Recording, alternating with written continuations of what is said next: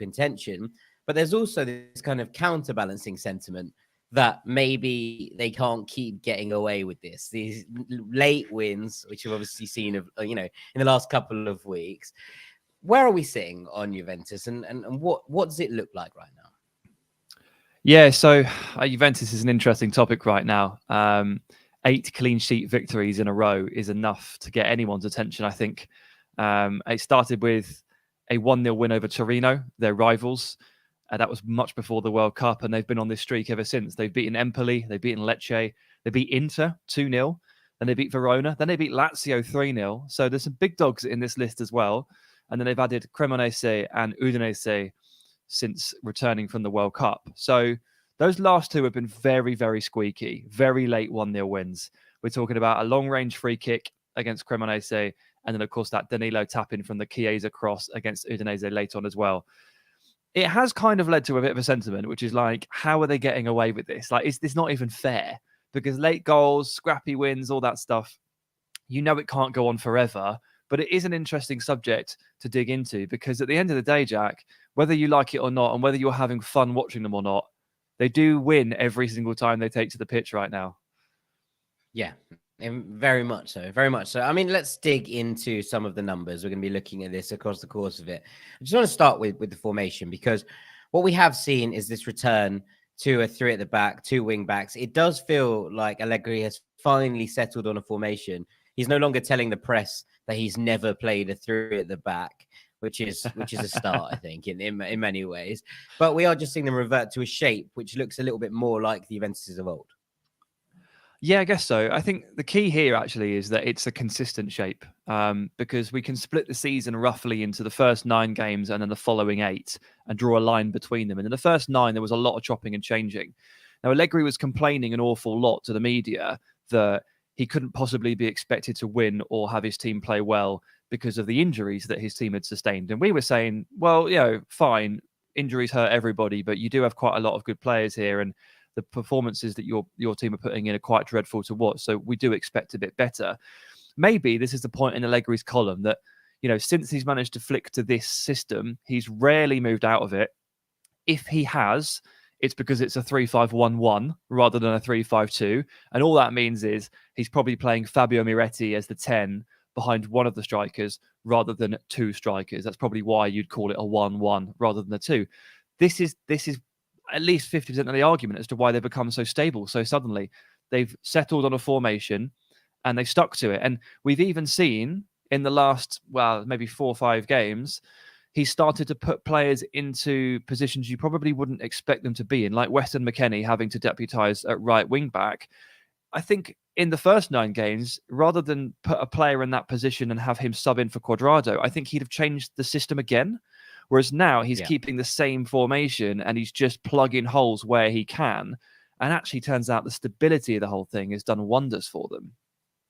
Yeah, I think this is it, isn't it? And you're looking at this team and thinking, right, that looks like a more stable base to begin with, right? Obviously, the centre-back core is not the strength that it used to be, right? We're not looking at world beaters in all of these positions anymore. Obviously, Bonucci is still there, but continues to, father time undefeated, etc., etc. And he's injured, to get older, and he's injured. And then you've got Gatti on one side, and it's been Danilo on the other side. Now, this isn't something that we were particularly keen on when he was playing a centre-back in a back 4.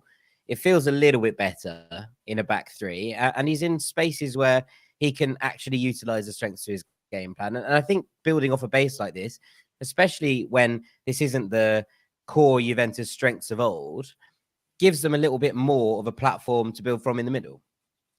Yeah, I think, and we'll come on to this a little bit later, but just to foreshadow it now, I think it's really important to have a fullback kind of player in that channel behind Filip Kostić. And we'll get onto what Kostić does very soon, but his attacking outlook means that you do need a player in that left centre-back role who is going to be very comfortable pushing out to the wide areas and very comfortable covering the channel and occasionally filling in as the fullback. So Danilo as a fullback naturally feels like it's a good fit.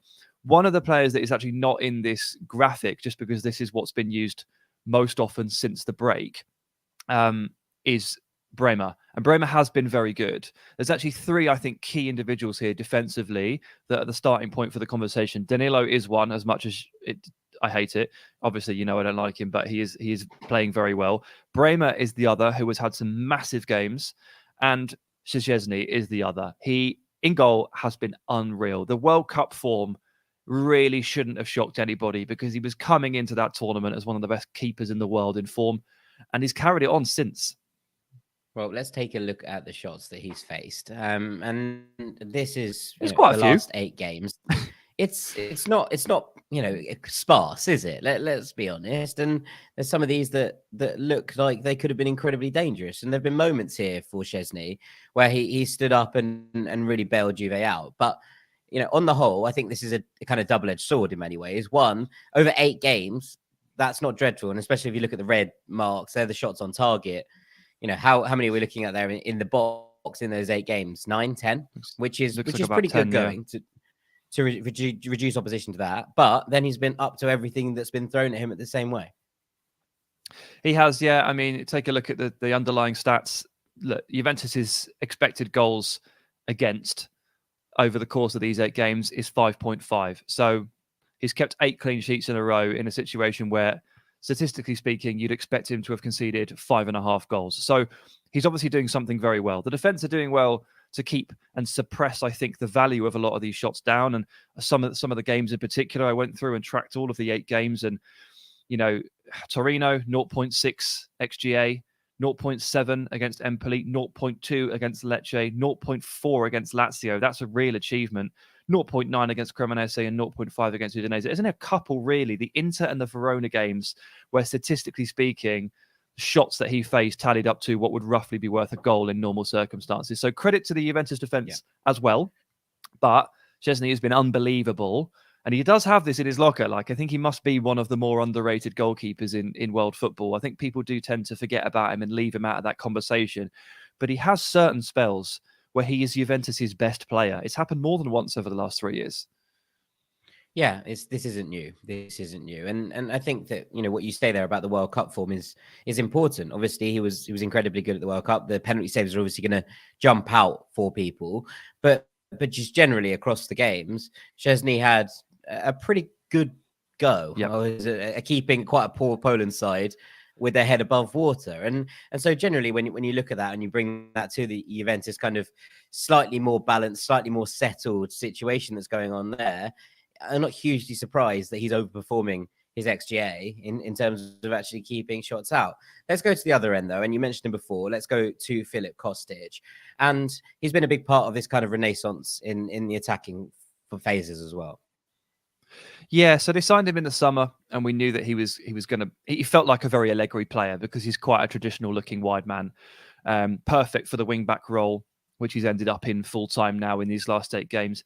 I don't think he was super fit when he joined. I think he had some injury issues that he was getting behind. He's played a lot of games, but I think it took him a little while to get up to speed. And having also transferred and moved countries, you can allow a player a little bit of time to get his feet under him. These last 8 games, though, huge swing towards the left-hand side for Juventus in terms of chance creation. You can see here all of his shot assists. So the line is where the ball is kicked from, and the star or the circle is where it ends up. So these are all the balls that he is sending into the box or into the final third that result in shots. It's not just all crosses, it's everything that he has supplied that has ended in a shot. And he's averaging 0.4 assists per 90, which isn't bad. It's about a 1-in-2 ratio. It's something a striker would be proud of in terms of goals scored, something a creator has to be proud of in terms of assists. The through passes aren't happening. Doesn't matter. He takes the ball, he runs forward, he crosses the ball in. It's very Allegri. It really suits the strikers they've got, and he is quite clearly the most important creative facet in this team right now. It wasn't supposed to be like this. Pogba was supposed to shoulder this burden, but this is what's had to happen because Pogba hasn't yet kicked a ball for Juventus. On the other side, Cuadrado has been very positive, but he's also been a bit injured. So he hasn't been as much of a factor. You can see here still, yes, Cuadrado swings a few in, but yeah, a few set pieces and has been injured, so hasn't quite been at it. Kostić is quite clearly the go-to man here in terms of how Juventus's attack tilts and attacks. Yeah, I mean, I think that's interesting. I think it's a good time to bring a couple of sort of questions and points in. Valentin says, I remember Eintracht Frankfurt losing Jovic, Rebic and Haller, and the fan base freaked out. But Kostić ran that attack afterwards almost by himself after Eintracht picked him up from misery at Hamburg. And I think that this is probably a valid point in that we're seeing him do this again in issues where, you know, it feels like, oh, nothing's happening for Philip Kostić's team. He's more than happy to pick up the can and run with it. Yes, for sure. He's just a bit of like, I've always underestimated him, I think, and others probably have too. First of all, I underestimated how fast he is, because I used to consider him, I didn't think he had too much burst to him, didn't think he could necessarily create a yard to beat a man. I saw him live once and I was like, that's wrong. Then I underestimated how long he can run for at top speed, because he can really take you from the defensive third into the final third. He can just go with it and chug down the line. It's really impressive. One thing I never underestimated is the quality of the delivery.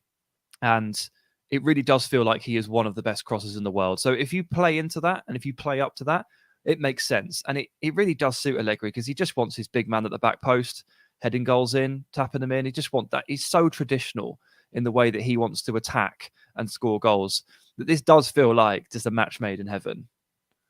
Yeah, agreed. Let's come on to the midfield. And I know there's going to be plenty of people who want to talk about Adrien Rabiot. He seems to be a talking point, whatever happens. You are not necessarily one of those people, Sam, but generally, I think over the course of the last 8 games, he's been very, very impressive as well. Yeah, I mean, the first image we showed was that 3-5-2 shape, and they've had to swap a few players in and out of there as well. But Rabiot is the left central midfielder, one of the more attacking of the three. He's actually really shown up recently, and you can see there the 3 stars are 3 goals. But you can see, generally speaking, the shots that he has taken over the last 8 games and just the positions that he has managed to get himself into. He's able to break forward, and he's trying to run onto these Kostić crosses just as much as Kean or Arkadiusz Milik are trying to as well.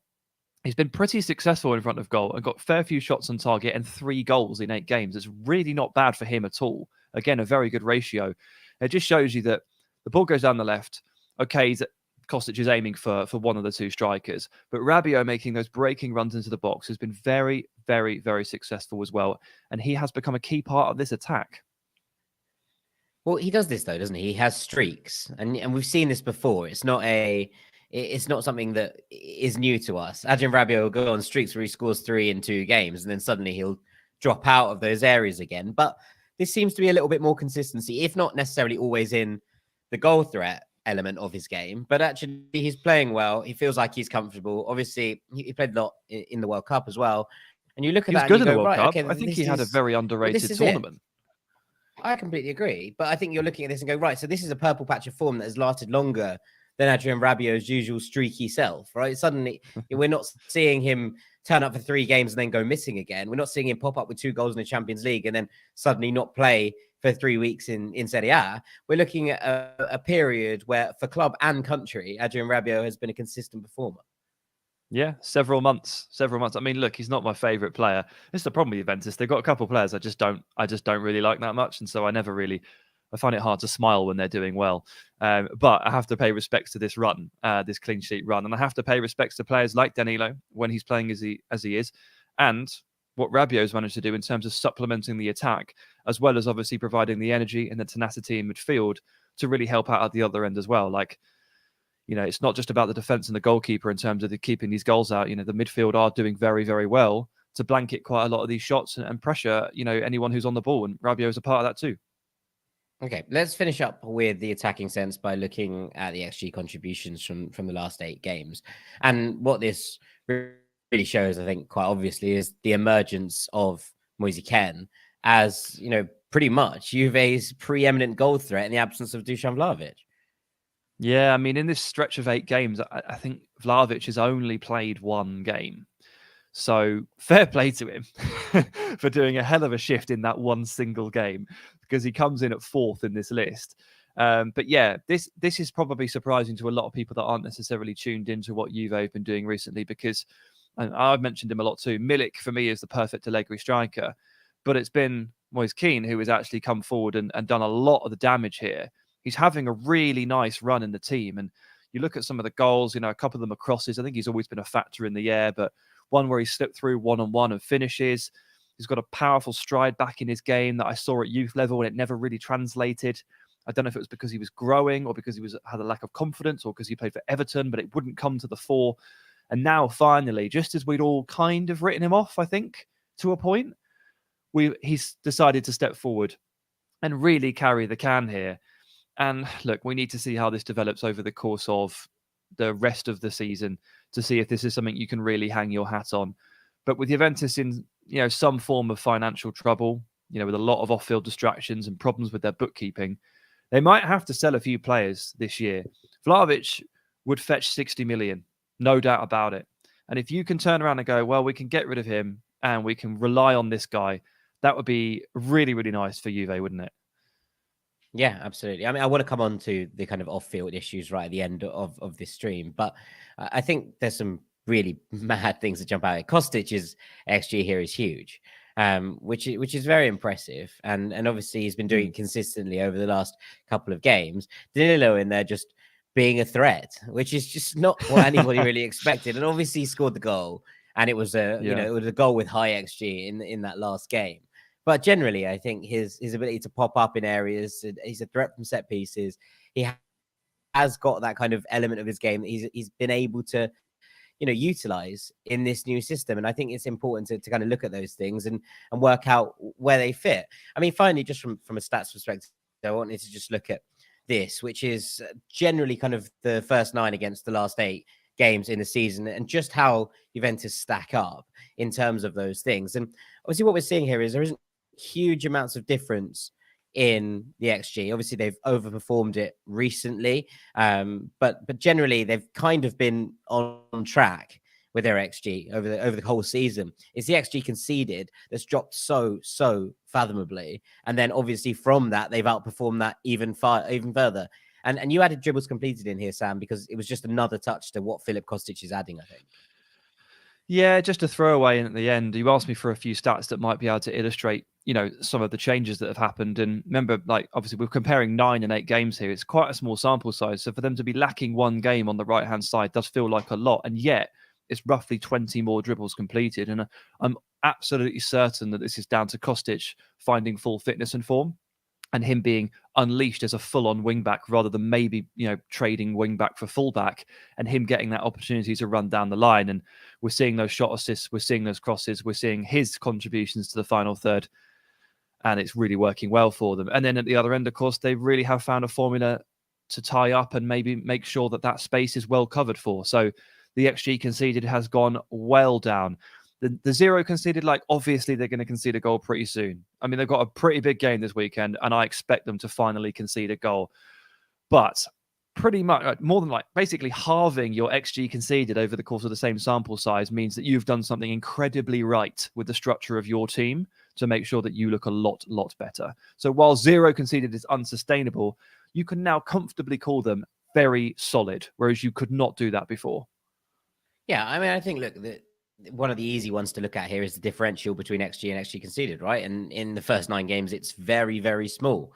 And there's no, there's a reason why Juve were, either not winning games that they felt that they should be winning, and why they're out of the Champions League. All of these things add up because you're looking at that and going, well, yeah, Juve probably deserve to be where they were in the table. You look at the differential now in the last 8 games and you think, yeah, you can see why Juve have won 8 on the spin, because that differential is pretty clear. In fact, it's almost 8, which would be the difference in each game. So obviously it's more than that. And obviously you can take it down into more minute elements. But I think generally when you're looking at this just as how they've improved over the last period, it's an easy one to look at and think about.